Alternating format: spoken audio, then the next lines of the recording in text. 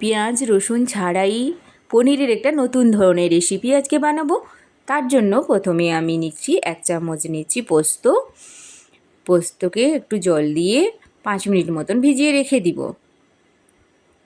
এবারে আমি ছোট টমেটো 4টে নিয়েছি, বড় হলে 2টো নিতে পারেন। এটাকে ছোট ছোট টুকরো করে কেটে নিয়েছি। এবার আমি ছোট জারটা নিয়েছি, ওর মধ্যে এটা পেস্ট বানিয়ে নিয়েছি পেস্ট। এবারে একটা বাটিতে এটাকে ঢেলে নিব। এবারে আমি পোস্তটাকে ছেঁকে নিব। পোস্ততে একটু বালি টালি নোংরা থাকে, তো এই জন্য ছেঁকে নিলে ভালো হয়। 2টো কাঁচা লঙ্কা দিচ্ছি, আর দিব হাফ বাটি মতন নারকেল, আর 1 চামচ মগজদানা দিয়ে অল্প জল দিয়ে এটাকে পেস্ট বানিয়ে নিয়েছি। এটা একটা বাটিতে ঢেলে নিচ্ছি। এবার আমি এখানে কাজুকে ছোট ছোট করে কেটে রেখেছিলাম 2 চামচ মতন, ওটা পেস্ট বানিয়ে নিয়েছি। একটু জলটা বেশি হয়ে গেছে, তাই একটু জল জল হয়ে গেছে।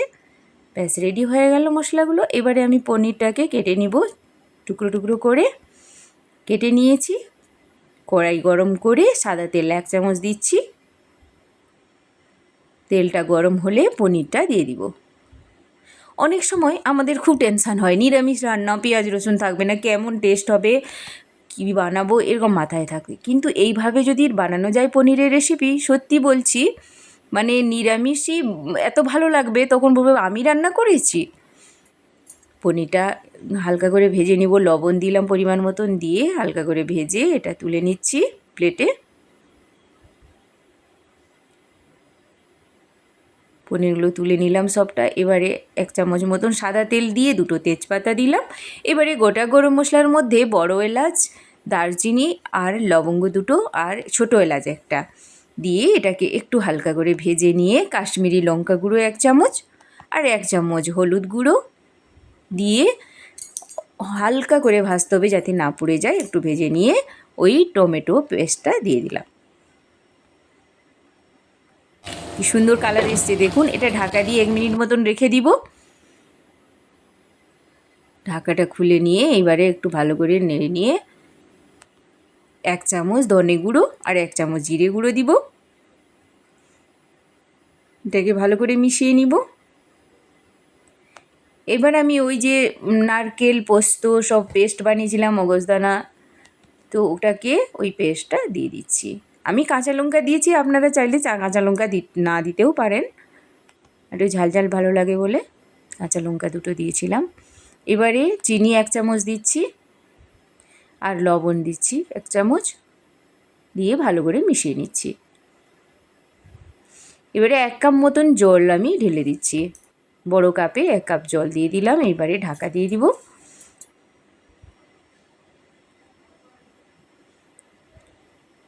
2 মিনিট মতন ঢাকা দিয়ে রেখে দিব। দেখুন কেমন ফুটে উঠেছে। ফুটে উঠলে ঢাকাটা খুলে নিব। এবার আমি পনিরগুলো দিয়ে দিব।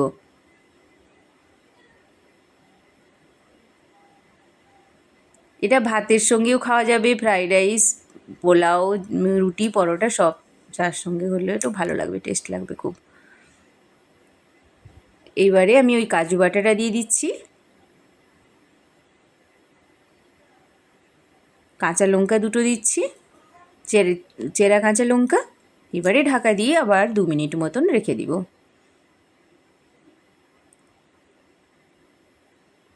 2 মিনিটের পরে এবার আমি কসুরি মেথিটা ভেজে রেখেছিলাম, ওটাকে গুঁড়ো করে নিব। ভেজে গুঁড়ো করে নিলে ভালো, মানে সেন্টটা ভালো লাগে। এবার আমি 1 চামচ বাটার দিয়ে দিব। আপনারা চাইলে দিতেও পারেন, না দিতেও পারেন।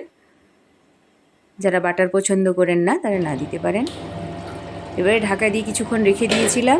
দেখুন কি সুন্দর হয়েছে। আশা করছি আমার রেসিপিটা আপনাদের খুব ভালো লাগছে।